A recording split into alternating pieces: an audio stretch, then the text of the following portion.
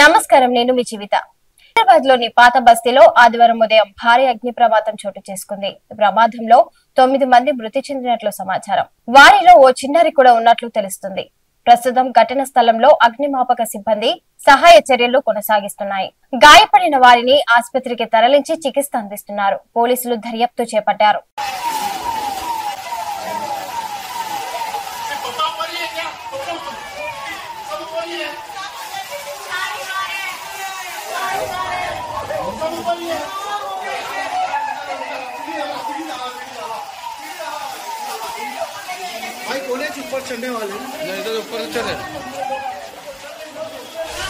ధాన్యం రవాణా చేయటంలో జాప్యం ఎందుకు జరుగుతుందంటూ నాగర్ కర్నూల్ ఎంపీ డాక్టర్ మల్లు రవి అధికారులను ప్రశ్నించారు. బిజినేపల్లి తహసీల్దార్ కార్యాలయాన్ని ఆయన ఆకస్మికంగా తనిఖీ చేశారు. అధికారులతో మాట్లాడి పలు వివరాలు సేకరించారు.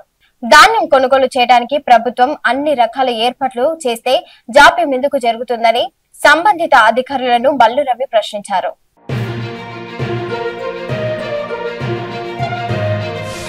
హైదరాబాద్ లోని గుల్జర్ హౌస్ లో జరిగిన అగ్ని ప్రమాదంలో అధికారులు సకాలంలో స్పందించడంతో మృతుల సంఖ్య భారీగా తగ్గింది.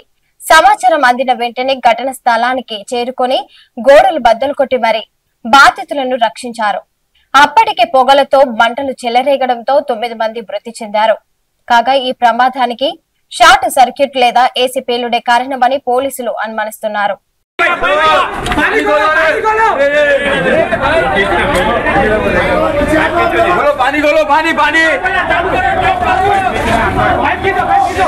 రేవంత్ రెడ్డి తొలిసారి రేపు అమరాబాద్ నల్లమల్ల ప్రాంతానికి రానున్నారు. మాచారంలో 2600 కోట్లతో చేపట్టనున్న ఇందిర సౌర జలగిరి వికాస పథకాన్ని ప్రారంభించనున్నారు. సంబంధించిన ఏర్పాట్లను ఎమ్మెల్యే వంశీకృష్ణ దగ్గరుండి పర్యవేక్షిస్తున్నారు. ఈ కార్యక్రమానికి భారీగా జన సమీకరణ చేస్తున్నారు.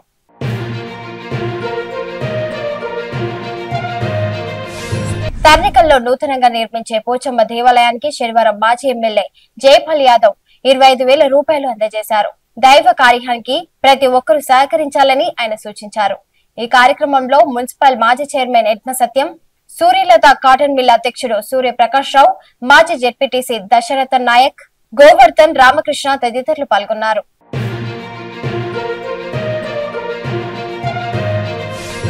బీసీలకు న్యాయం చేకూర్చేలా 42% రిజర్వేషన్ల సాధనే లక్ష్యంగా రేపు కొల్లాపూర్ లో ఒక రోజు నిరాహార దీక్ష కార్యక్రమం చేపడుతున్నట్లు నియోజకవర్గ బీసీ రిజర్వేషన్ సాధన సమితి ప్రతినిధులు తెలిపారు.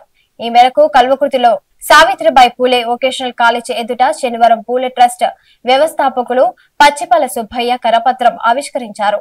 ప్రజలు, నాయకులు అధిక సంఖ్యలో తరలి రావాలని కోరారు. అన్యాయం జరుగుతున్నది.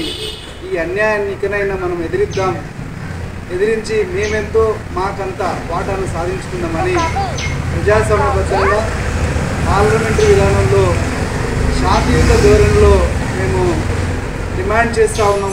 ఆపరేషన్ సింధూర్ విజయవంతమైందంటూ బీజేపీ రాష్ట్ర చీఫ్ కిషన్ రెడ్డి హైదరాబాద్ లోని ట్యాంక్ బండ్ పై యాత్ర నిర్వహించారు.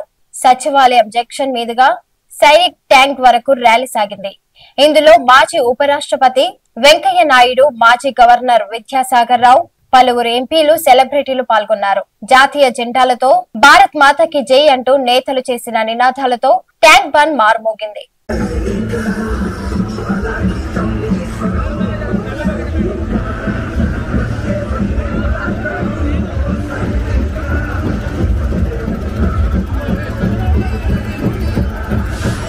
కల్వకుర్తిలోని మార్చెల్లలో నిర్వహించిన మార్చెల్ల ప్రీమియర్ లీగ్ ముగింపు కార్యక్రమానికి మాజీ ఎమ్మెల్యే జైపాల్ యాదవ్ ముఖ్య అతిథిగా హాజరయ్యారు. విజేతలకు బహుమతులు అందజేశారు. క్రీడల్లో ప్రతి ఉన్నత స్థాయికి ఎదగాలని ఆయన ఆకాంక్షించారు. ఈ కార్యక్రమంలో ఎంపీలు, నిర్వాహకులు, బీఆర్ఎస్ నాయకులు గోవర్ధన్, విజయ్ గౌడ్, జంగయ్య, దశరథన్ నాయక్ తదితరులు పాల్గొన్నారు.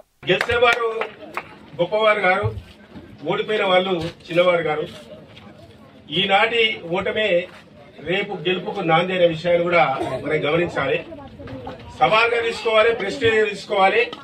మరి ఎప్పుడు మనకు క్రికెట్ ఎక్కడ ఏర్పాటు చేసినా మన గ్రామంలో కాకుండా, మన మండలంలో కాకుండా, లేకుంటే జిల్లా స్థాయిలో గాని, స్టేట్ లెవెల్లో గాని మీ ప్రతిభ ఉన్న వాళ్ళను ఎంపిక చేసిన తర్వాత తప్పకుండా గెలుపు కొరకు విజయం కొరకు మీరందరూ కూడా కష్టపడి ఆ విధంగా ఒక పేరు తెచ్చుకుని గ్రామాన్ని కూడా మంచి పేరు తీసుకురావాలని కూడా ఈ సందర్భంగా కల్వకుర్తి మండలంలోని ఎంకంపల్లికి చెందిన మాజీ సర్పంచ్ లంకాల శ్రీనివాసరెడ్డి గుండెపోటుతో శనివారం సాయంత్రం మృతి చెందినట్లు గ్రామస్తులు తెలిపారు.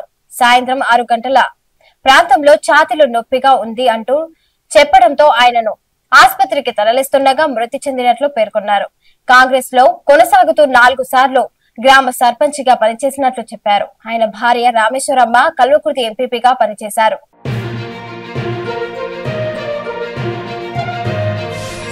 Thanks for watching. నమస్కారం, నేను మీ జీవిత.